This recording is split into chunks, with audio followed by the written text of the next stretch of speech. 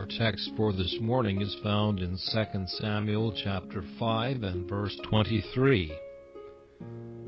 And David inquired of the Lord. When David made this enquiry, he had just fought the Philistines and gained a signal victory. The Philistines came up in great hosts, but by the help of God, David had easily put them to flight.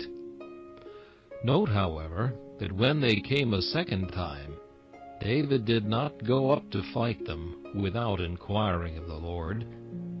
Once he had been victorious, and he might have said, as many have in other cases, "I shall be victorious again. I may rest quite sure that if I have conquered once, I shall triumph yet again. Wherefore should I tarry to seek at the Lord's hands?" Not so David. He had gained one battle by the strength of the Lord. He would not venture upon another until he had ensured the same. He inquired, "Shall I go up against them?" He waited until God's sign was given.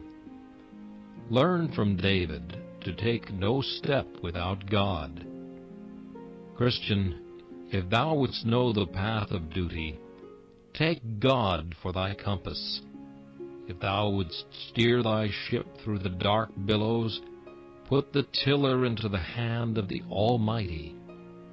Many a rock might be escaped if we would let our Father take the helm.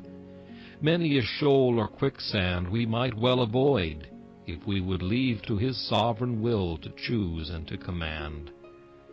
The Puritan said, "As sure as ever a Christian carves for himself, he'll cut his own fingers."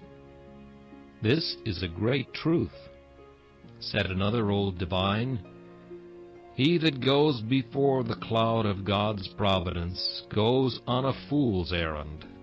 And so he does.